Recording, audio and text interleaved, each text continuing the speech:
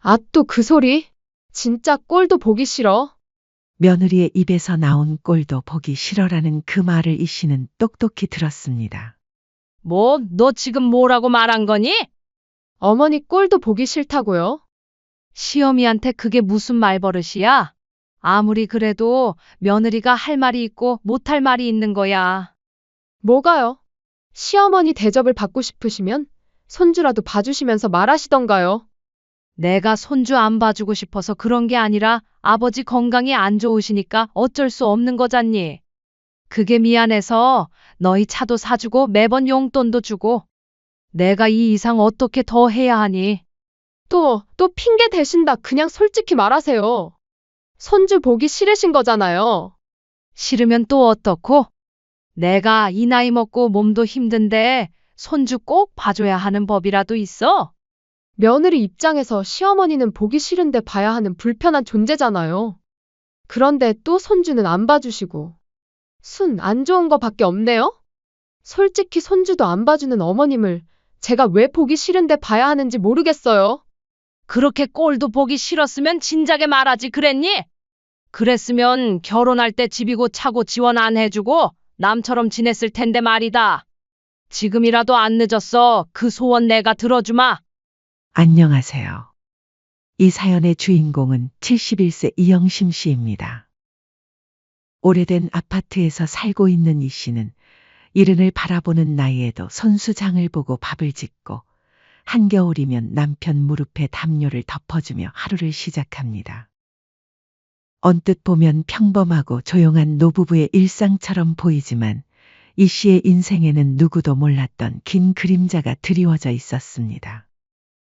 사실 이 씨에게 있어 첫 번째 결혼은 돌아보고 싶지 않은 과거였습니다. 젊은 날 첫 남편과의 결혼은 축복이라기보다 고된 선택이었죠.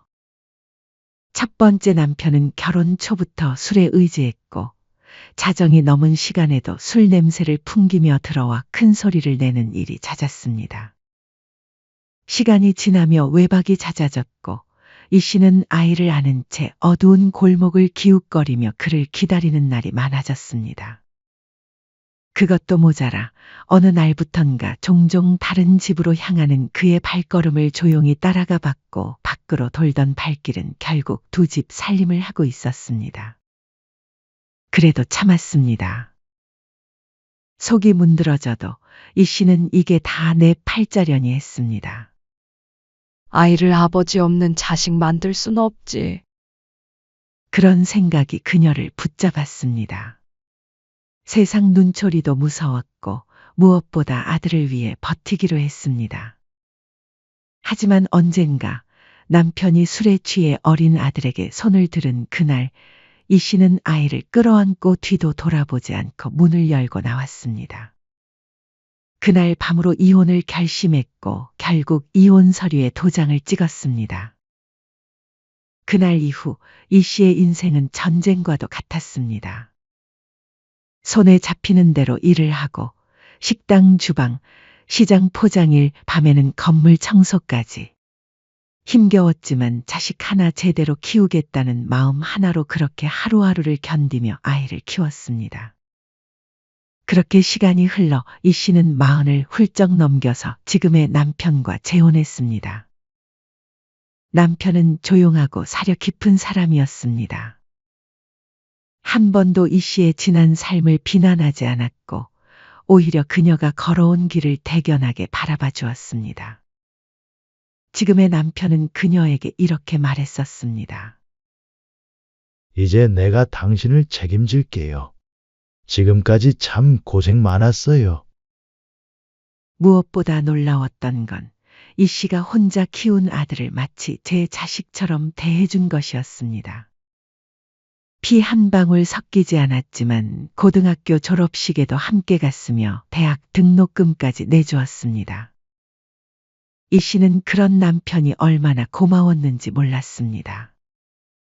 남들이 보면 실제 부자지간이라 착각할 정도였습니다. 동네 사람들이 그럴 때마다 남편은 이렇게 말하곤 했습니다. 아버지랑 아들이 많이 닮았네요. 그럼 남편은 어깨를 으쓱하며 이렇게 답했습니다. 같이 살다 보면 담지요. 우리 아들은 제 자랑이에요. 그 말에 이 씨는 목이 매곤했습니다. 세상에 믿을 수 있는 사람이 없다고 생각하던 때 마음 한켠이 처음으로 따뜻해졌던 순간이었습니다. 그렇게 아들은 잘 자라서 대학도 졸업하고 여러모로 성장했고 이 씨의 생활도 이전보다 훨씬 나아졌습니다. 하지만 마음 한편에 남은 걱정 하나가 있었습니다. 어쩌다 보니 나이 40 가까운 아들 현무는 여전히 혼자였고 이 씨는 그게 내 탓은 아닐까, 어릴 적 불우했던 환경이 아이를 망쳐놓은 건 아닐까 하는 마음으로 가끔씩 미안해지기도 했습니다. 그러다 아들이 39, 지인의 소개로 만난 여자와 결혼하게 되었습니다. 처음 데리고 온 날, 며느리 지영이는 이 씨의 이야기를 듣고 눈시울을 붉히며 말했습니다. 어머니 정말 대단하세요. 어떻게 그런 상황을 이겨내셨는지 존경스러워요. 그 모습에 이 씨는 처음으로 마음을 열었습니다. 아, 아들이 참 좋은 사람을 잘 만났구나. 하는 생각까지 들었죠. 결혼식 후 이 씨는 지금의 남편과 함께 힘들게 모은 돈으로 마련한 집을 아들에게 조건부 증여로 내어주었습니다. 그 조건은 거창한 게 아니었습니다. 부모를 부양하고 서로 도우며 살아갈 것, 어려운 일이 있을 땐 외면하지 않을 것. 단지 그뿐이었죠. 아들은 이 씨의 손을 잡으며 말했습니다. 엄마, 정말 고마워요. 평생 은혜 잊지 않을게요. 며느리도 고개를 숙이며 덧붙였습니다. 어머님, 앞으로 저희가 잘 모실게요. 걱정 마세요. 그 말들이 얼마나 따뜻하고 든든하게 들렸는지 모릅니다.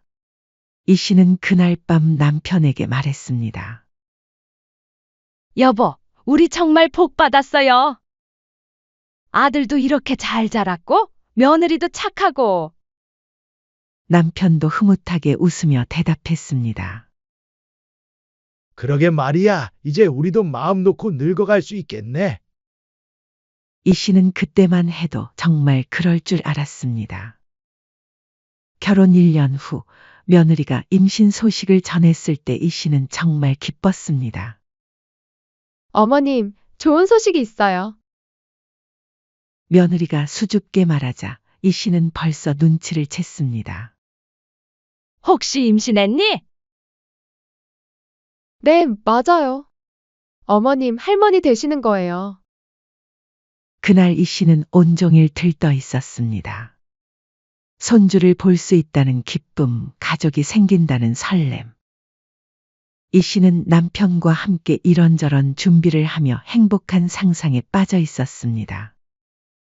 오랫동안 기다렸던 손주인데, 우리가 손주 옷도 사주고 장난감도 많이 사줘야겠어. 하지만 그 기쁨도 잠시. 손주가 태어나고 나서의 일들이 이 씨 인생의 또 다른 전환점이 될 줄은 그 누구도 몰랐습니다. 손주가 태어나고 얼마 지나지 않아 며느리는 종종 찾아와 힘겹게 웃으며 말하곤 했습니다. 요즘 진짜 정신이 없네요. 어머님, 서준이 좀 봐주실 수 있을까요? 며느리는 아이가 밤잠을 안 잔다며 새벽에 문자를 보내기도 했고 주말이면 어머님 오늘 혹시 시간 괜찮으세요? 라는 말로 은근히 손주를 봐달라는 신호를 주곤 했습니다. 어머님, 저희 집에서 지내시면서 서준이 좀 봐주시면 안 될까요? 애 키우기가 너무 힘드네요. 안사도는 안 되신다니? 그게 저희 오빠네 애를 먼저 봐주고 있어서 이 나이에 2명까지는 힘드실 것 같다고 하셨어요. 하지만 이 씨는 어쩔 수 없이 정중하게 거절했습니다. 남편의 건강 상태가 좋지 않아 당장은 손주를 오래 봐줄 수 없다는 것이 그 이유였습니다. 이 씨보다 10살이나 많은 남편은 건강이 많이 쇠약해졌고 그녀가 없으면 일상조차 힘들어하는 상황이었습니다. 간병까지는 아니더라도 사실상 이 씨는 매 끼니 약을 챙기고 병원 스케줄을 조율하며 남편을 돌보는 중이었습니다. 하지만 며느리의 육아의 고단함도 이해했기에 이 씨는 미안한 마음으로 100만 원이 담긴 봉투를 건넸습니다. 내가 지금 상황이 여의치가 않아서 손주는 못 봐줄 것 같네. 미안하다. 대신 이 돈으로 뭐 필요한 거 사고 혹시 더 필요한 게 있으면 모든 말만 하렴. 그 말에 며느리는 마지못해 고개를 끄덕였고 이 씨는 그래도 이해해 주는구나 싶어 마음 한구석이 조금 놓였습니다. 그뿐만이 아니었습니다. 중고차를 구입해 선물하며 아이 키우면서 대중교통은 힘들잖아라며 챙겨주었습니다. 아들에게는 이렇게 말했습니다. 현무야, 며느리가 아이 키우느라 고생이 많은 것 같으니까 너도 더 신경 써주고. 알겠어요, 엄마. 정말 고마워요. 아들은 고마워했지만 기대와는 달리 며느리의 태도는 서서히 변해갔습니다. 이 씨는 며느리의 육아 부담을 덜어주기 위해 일주일 일에서 2번 자신의 잠을 줄여가며 아침에 아들 집에 가서 집안일을 도맡아 했습니다. 빨래를 개고 설거지를 하고 바닥 청소까지 하며 며느리가 아이에게만 집중할 수 있도록 배려했습니다. 지영아, 내가 이것들은 다 해놓을 테니까 너는 쉬어. 하지만 며느리는 고마워하기는커녕 점점 당연하게 여기기 시작했습니다. 어머님, 냉장고 좀 정리해 주세요. 어지러워서 보기 싫어요. 설거지할 때 그릇 좀 제대로 닦아주세요. 물때 자꾸 남아있네요. 마치 가정부라도 된 것처럼 이것저것 지시하는 말들이 늘어갔습니다. 집에 가면 예전엔 차라도 한 잔 타오던 것이 이제는 현관에서 인사를 하고도 그대로 방으로 들어가 버리는 날이 많았습니다. 어느 날은 이 씨가 오랜 시간 집안일을 하고 목이 말라 냉장고에서 물을 꺼내 마시려 하자 며느리가 차가운 목소리로 말했습니다. 어머님, 저희 물은 돈 주고 산 거예요. 그냥 수돗물 드세요. 식탁 위에 있던 과자 하나를 집어들자 며느리는 말없이 이 씨에게 눈치를 주기도 하고 심지어 과자 봉지를 확 잡아당기며 다른 곳에 치워버리기까지 했습니다. 이거 서준이 간식이에요. 그런 시선과 행동을 느낄 때마다 이 씨는 서운한 마음이 드는 것은 어쩔 수 없었습니다. 어느 날 단지 손주가 어떻게 지내는지 궁금해 전화를 걸었던 날이었습니다. 그날 며느리의 목소리는 유난히 날카로웠습니다. 어머님은 왜 일도 없는데 쓸데없이 연락하세요? 며느리의 차가운 말투에 이 씨는 깜짝 놀랐습니다.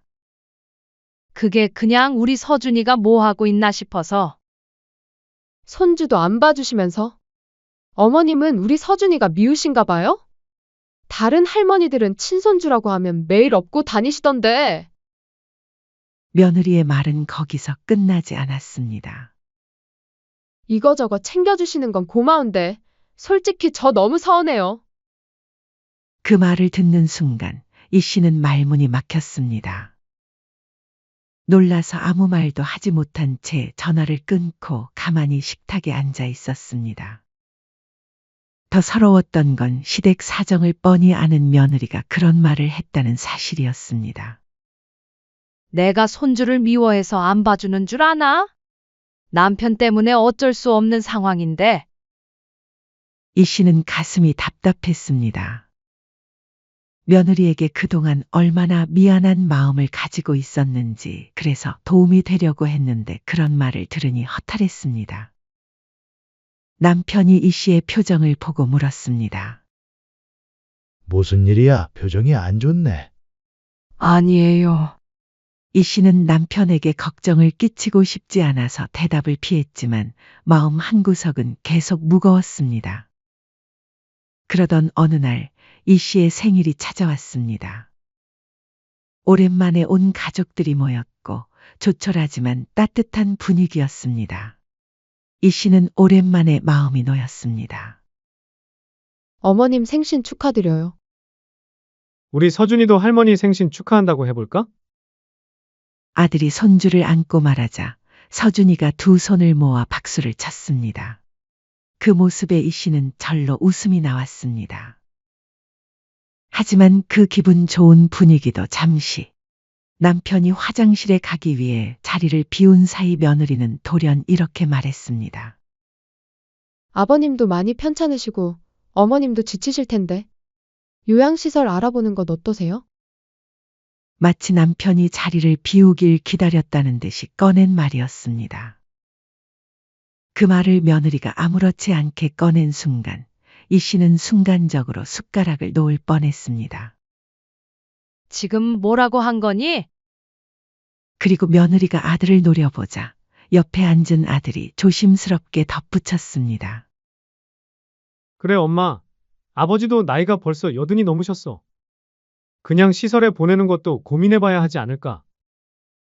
이 씨는 믿을 수 없다는 표정으로 아들과 며느리를 바라봤습니다. 자신의 생일날 그것도 가족이 모인 자리에서 이런 말을 하다니. 그러자 며느리가 웃으며 더욱 노골적으로 말했습니다. 그러면 어머님도 우리 서준이 봐주실 시간 생기시는 거죠? 솔직히 말하면 어머님이 아버님 돌보시느라 바쁘시다고 하시는데 결국 저희만 손해보는 거 아니에요? 다른 집 할머니들은 다 해주는 걸 저희만 못 받고 있으니까요. 그 순간 이 씨는 참지 못했습니다. 이게 오늘 같은 날 꺼낼 말이니? 이런 소리를 들으려고 너희를 부른 거 아니다. 그런 말 할 거면 다 나가라. 갑작스러운 이 씨의 폭발에 아들이 당황하며 말했습니다. 엄마, 진정하세요. 그냥 제안한 거잖아요. 제안? 이게 제안이야? 내 생일날 아버지를 요양원에 보내자고. 며느리도 변명하듯 말했습니다. 어머님, 저희는 어머님을 생각해서 하는 말이에요. 진짜 내 생각했으면 이런 말 안 했을 거다. 그 말에 일제히 모두가 조용해졌고 이 씨는 아들과 며느리를 문 밖으로 내보냈습니다. 나가. 오늘은 더 이상 얼굴 보기 싫구나. 어머니, 나가라고 했어. 결국 아들과 며느리는 서준이를 안고 집을 나갔습니다. 멍하니 조용해진 거실에 혼자 앉아있던 이 씨는 식지 않은 음식 냄새에 눈시울이 시큰해졌지만 한참을 아무 말 없이 앉아 있었습니다. 그렇게 아들과 며느리를 문 밖으로 쫓아낸 그녀는 그날 밤 내내 자신을 탓했습니다. 그래도 집에서 내쫓는 건 너무 심했나? 아들도 며느리도 아이 키우느라 힘들어서 하소연한 거겠지. 실제로 그럴 마음이었겠어? 그래, 내가 다 죄인이다. 그렇게 생각하며 이 씨는 억지로 며느리의 입장을 이해해보려 애썼습니다. 하지만 가슴 한구석에서는 계속 뭔가 꺼림칙한 느낌이 사라지지 않았습니다. 그 일이 있은 뒤로 한 달이 지났습니다. 평소 같으면 이 씨는 연락이 없더라도 먼저 전화에 안부를 묻곤 했지만 이번에는 그렇게 하지 않았습니다. 하지만 생각보다 빨리 며느리에게서 연락이 왔습니다. 문자에는 짧게 적혀 있었습니다. 어머님, 그날은 분위기를 망쳐서 정말 죄송했어요. 정말 봐줄 사람이 없어서 그러는데 딱 하루만 서준이 좀 봐주실 수 있을까요? 순간 이 씨는 휴대폰을 내려놓고 한참 동안 들여다봤습니다. 그래, 그날은 나도 말이 좀 심했지. 손주 봐주고 다시 며느리랑 이야기해봐야겠어. 이 씨는 여동생에게 전화를 걸어 남편을 몇 시간만 맡아달라 부탁했고 손주를 보기 위해 아들 집으로 향했습니다. 아들은 회사에 있었고 며느리도 잠깐 모임이 있다고 나가 있었습니다. 이 씨는 거실과 부엌을 치우고 아기 장난감을 정리했습니다. 조용한 집안에서 아이의 숨소리를 들으며 괜스레 방 안정리까지 나섰습니다. 안방 옷장을 닫으려다 문득 낯선 종이 뭉치를 발견했습니다. 그건 요양원 홍보 팸플릿이었습니다. 처음엔 그냥 전단지인가 싶었지만 옆에 놓인 수첩을 펼친 순간 이 씨는 숨이 턱 막혔습니다. 그 안에는 요양시설 입소 계획이 상세하게 정리되어 있었습니다. 병상 가격 비교부터 위치, 식단, 입소 우선순위까지 각 시설에 대한 비교, 비용, 거리, 진료 과목, 체크리스트가 상세히 적혀 있었습니다.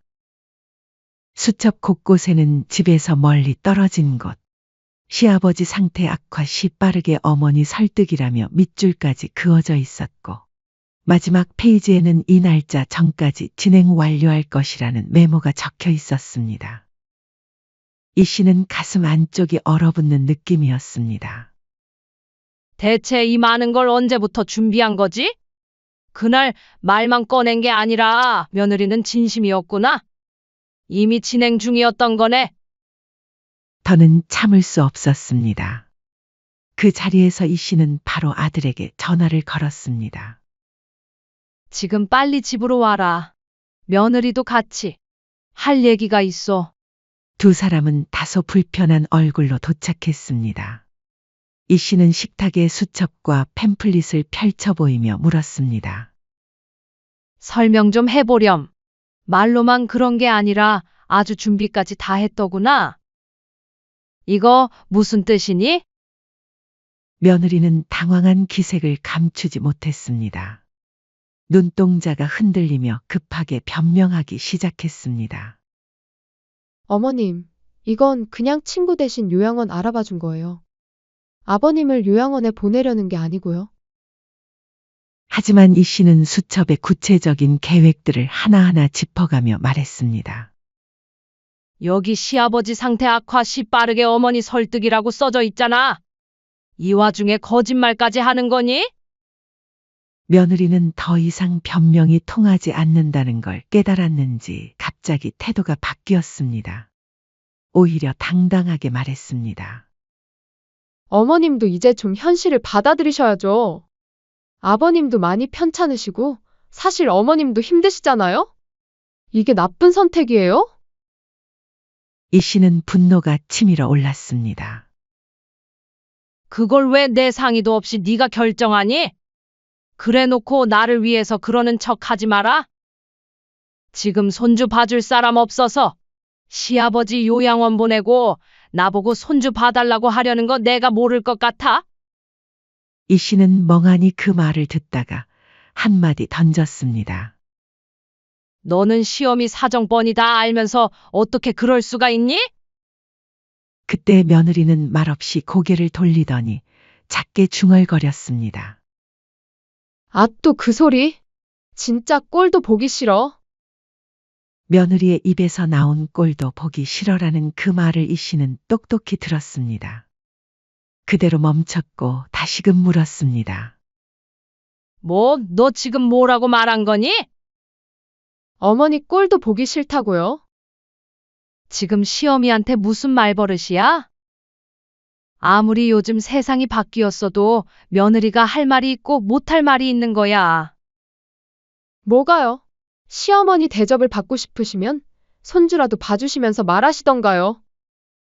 내가 손주 안 봐주고 싶어서 그런 게 아니라 아버지 건강이 안 좋으시니까 어쩔 수 없는 거잖아. 그게 미안해서 너희 차도 사주고 매번 용돈도 주고 내가 이 이상 어떻게 더 해야 하니? 또 핑계 대신다. 그냥 솔직히 말하세요. 손주 보기 싫으신 거잖아요. 싫으면 또 어떻고? 내가 이 나이 먹고 몸도 힘든데 손주 꼭 봐줘야 하는 법이라도 있어? 며느리 입장에서 시어머니는 보기 싫어도 봐야 하는 불편한 존재잖아요. 그런데 또 손주는 안 봐주시고 안 좋은 거 밖에 없네요? 며느리는 여기서 멈추지 않았습니다. 솔직히 어머님은요? 저한테 남보다 못해요. 그 순간 이 씨는 조용히 눈을 감았다가 떴습니다. 그리고 고개를 끄덕이며 망설임 없는 목소리로 말했습니다. 그렇게 꼴도 보기 싫었으면 진작에 말하지 그랬니? 그랬으면 결혼할 때 집이고 차고 지원 안 해주고 남처럼 지냈을 텐데 말이다. 지금이라도 안 늦었어. 그 소원 내가 들어주마. 그제야 옆에서 눈치를 보던 아들이 끼어들었습니다. 엄마, 이제 그만해요. 현무야, 솔직히 아내 말 틀린 말 없어요. 적어도 너는 며느리가 그러면 말렸어야지. 아버지가 너 친자식처럼 키워주고 결혼할 때 너 잘 되라고 가진 돈 다 지원해줬잖아. 너가 어떻게 우리한테 이래? 그건 부모로서 당연한 거 아니에요? 왜 자식한테 그걸로 빚 갚으라는 것처럼 구는 거예요? 세상에 당연한 건 없는 거야. 내가 손주 봐주는 것도 아버지가 너희 결혼할 때 지원해준 것도 다 당연한 게 아니야. 너희 생각 잘 알았고 이제 정말 끝이다. 너희 말대로 어디 한번 남처럼 지내보자. 그 말을 남기고 이 씨는 조용히 일어나 현관으로 향했습니다. 그래, 이제 정말 끝내자. 더 이상 당하고만 살 수는 없어. 이 씨는 가슴 깊은 곳에서 무언가가 완전히 부서지는 소리를 들었습니다. 그동안 쌓아왔던 모든 믿음, 가족에 대한 기대, 며느리를 향한 애정까지 모든 것이 한순간에 무너져 내렸습니다. 집으로 돌아가는 길, 이 씨의 마음은 분노와 배신감으로 가득했습니다. 집에 도착해서 남편에게 모든 이야기를 털어놓았습니다. 남편은 분노했지만 동시에 이 씨의 결정을 지지했습니다. 그날 밤 이 씨는 결심했습니다. 단순히 관계를 끊는 것이 아니라 법적으로 확실하게 정리하기로 말입니다. 이 씨는 그날 바로 법무사를 찾아갔습니다. 이미 수년 전 작성해둔 조건부 증여 계약서 사본을 꺼냈고 생활비 이체 내역, 며느리에게 지급한 차 구입비 명세, 심지어 손주 출산 전후로 건넨 축하금 내역까지 전부 정리했습니다. 이 씨가 모든 기록을 남겨온 건 어쩌면 언젠가는 이런 날이 올 수도 있다는 예감 때문이었는지도 몰랐습니다. 하지만 이번에는 완전히 끝내는 날이었습니다. 이 씨는 다음 날 곧바로 증여 무효 소송과 부양 의무 불이행 손해배상 청구 소송을 동시에 제기했습니다. 법무사는 이 씨가 준비한 자료들을 보며 감탄했습니다. 어머님, 이 정도면 승소 가능성이 아주 높습니다. 조건부 증여였고 부양 의무 불이행이 명확하니까요. 정말 그런가요? 네, 특히 요양원 계획서는 결정적 증거가 될 겁니다. 어머님 몰래 계획을 세운 것 자체가 신뢰관계 파탄의 증거거든요. 그로부터 한 달 뒤 아들과 며느리 앞으로 법원에서 등기우편이 도착했습니다. 두 사람은 얼굴이 창백해진 제이 씨를 찾아왔습니다. 엄마, 이게 뭐예요? 소송이라니? 아들이 떨리는 목소리로 물었습니다. 너희가 원한 거잖아. 남처럼 지내자고 했으니까 법적으로 남처럼 정리하는 거야. 어머님, 저희가 잘못했어요.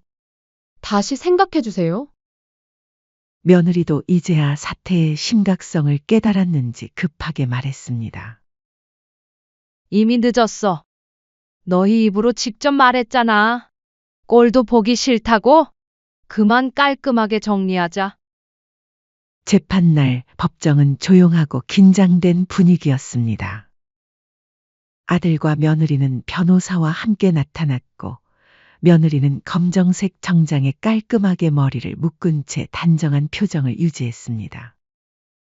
하지만 그 차분한 표정 뒤로 불안감이 역력히 드러나고 있었습니다. 진술대 앞에서 며느리는 조용히 말을 이어갔습니다. 어머니와 사소한 다툼은 있었지만 그것이 곧 증여를 무효할 사유가 된다고는 생각하지 않습니다. 서운하신 부분이 있다면 시댁에 사과드리고 잘 풀고 싶어요. 하지만 이 씨의 변호사는 준비한 서류를 꺼내 보이며 조용히 말했습니다. 단순한 증여가 아니라 효도와 신뢰를 전제로 한 것이었습니다. 이 씨는 계부내역, 통장 입출금 기록, 카카오톡 메시지까지 빠짐없이 모아 제출했습니다. 지속적인 생활비 지원 내역, 남편 간병 중이라는 진단서, 아들 결혼 당시 지출 내역, 그리고 가장 결정적인 증거 요양시설 준비에 대한 메모와 계획서. 이것이 며느리가 작성한 요양원 입소 계획서입니다. 저 몰래 이런 계획을 세우고 있었습니다. 판사가 서류를 자세히 살펴보았고 며느리의 얼굴이 점점 창백해졌습니다. 그리고 재판 중 이 씨는 결정적인 증거를 제시했습니다. 며느리와의 녹음이었습니다. 이제 이 녹음을 들어보시기 바랍니다. 녹음기에서 며느리의 목소리가 또렷하게 흘러나왔습니다. 어머니 꼴도 보기 싫다고요. 며느리 입장에서 어머니는 보기 싫어도 봐야 하는 불편한 존재잖아요. 그렇다고 또 손주는 안 봐주시고. 순 안 좋은 거 밖에 없네요. 어머니는 저한테 남보다 못한 존재예요. 그 순간 법정에 정적이 흘렀습니다. 판사의 표정이 굳어졌고 며느리는 얼굴이 새하얗게 질렸습니다. 방청석에서도 작은 탄식 소리가 들렸습니다. 며느리의 변호사도 더 이상 변론할 여지가 없다는 표정이었습니다.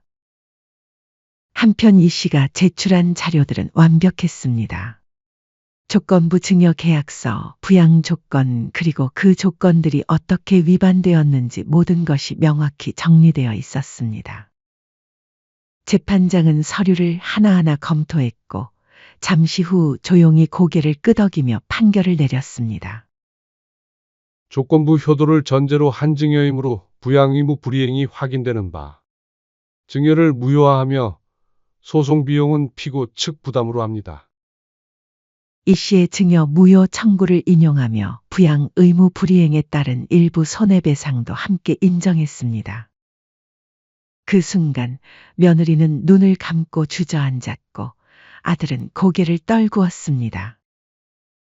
법정을 나서며 아들이 마지막으로 말했습니다. 엄마, 정말 저희가 잘못했어요. 며느리가 울먹이며 말했습니다. 어머님, 제발 우리 서준이 생각해서라도 다시 생각해 주세요. 네? 저희가 잘못했어요. 예전에 시집살이 당했을 적이 생각나서 며느리한테 과하게 잘해줬더니 아주 하늘 무서운 줄 모르고 기어오르더구나. 서준이는 너희가 알아서 키워. 너희가 선택한 길이야. 이제 정말 남처럼 살자꾸나. 그 말을 마친 뒤 이 씨의 표정에는 미련도 연민도 없었습니다. 아들과 며느리는 모두 집과 차량을 잃었고 생활비 반환금으로 수천만 원을 배상해야 했습니다. 더욱 치명적인 건 이 사실이 소문으로 번졌다는 것이었습니다. 며느리는 직장에서 이미지가 실추되어 계약이 해지되었고 아들은 다니던 중소기업에서 승진이 누락되기까지 했습니다. 동네에서도 시어머니에게 고소당한 며느리라는 소문이 돌았습니다. 사람들의 시선은 차가웠고 며느리는 더 이상 그 동네에서 살기 어려워졌습니다. 한편 이 씨는 남편과 함께 조용한 소도시로 이사했습니다. 공기 좋은 언덕 위 작은 정원이 있는 단층 집이었습니다. 여보, 여기 공기가 참 좋네요. 남편이 정원의 꽃들을 보며 말했습니다. 아들네와 법적 분쟁이 끝나고 스트레스가 해소되어서인지 남편의 몸은 전보다 조금씩 나아졌습니다. 남편은 걷기 운동을 다시 시작했고 이 씨와 가끔 시장에 같이 가고 산책을 하며 하루하루를 살아갔습니다. 부부는 정원을 가꾸며 평온한 시간을 보냈습니다. 이 씨는 오랜만에 진정한 안식을 느꼈습니다. 몇 달 후 이 씨는 충격적인 소식을 전해 들었습니다. 며느리와 아들이 결국 이혼 소송 중이라는 것이었습니다. 부모한테 너무 경제적으로 의지하다가 모은 돈도 없고 무엇보다 서로 내 잘못이네 하고 싸우다가 사이도 안 좋아졌다고 하더라고요. 소식을 전해준 지인의 말이었습니다. 이 씨는 한동안 말없이 앉아 있다가 조용히 중얼거렸습니다. 그동안 아들을 그렇게 만든 건 나 때문이라고 착각했지만, 아니야, 전부 아들이 선택한 결과지. 이제야 제 자리를 찾아가는구나. 나도 자식이 전부라고 생각하고 쩔쩔매던 시절이 있었지만 자식이든 부모든 각자의 인생을 살아야 해. 창밖으로 지는 해를 바라보며 이 씨는 계속 말을 이었습니다. 무엇보다 내 인생의 주인은 결국 나야. 지금부터라도 내가 좋아하는 거 하고 내가 보고 싶은 거 보고 살 거야. 그날 저녁 이 씨는 남편과 함께 정원에서 차를 마시며 말했습니다. 여보, 우리 내일부터 취미 활동이라도 시작해 볼까요? 꽃꽂이나 서예 같은 거 말이에요. 좋은 생각이네요. 자식들 눈치만 보며 살았으니 이제는 우리가 하고 싶은 거 하며 살아봅시다. 이 씨는 이제 자신을 진정으로 아끼는 남편과 함께 진짜 인생을 살아가기로 결심했습니다. 더 이상 누구의 눈치도 보지 않고 자신의 행복을 위해 살기로 했습니다. 그렇게 이 씨는 과거의 상처를 딛고 당당하고 주체적인 새로운 삶을 시작했습니다. 가족이라는 이름으로 받았던 상처들을 뒤로하고 진정한 자신의 인생을 살아가기 시작한 것입니다. 사연은 여기까지였습니다. 구독, 좋아요는 영상 제작에 큰 힘이 됩니다. 알림 설정을 하시면 더욱 새롭고 재밌는 사연을 빠르게 즐기실 수 있습니다. 인생의 쉼표를 시청해 주셔서 감사합니다.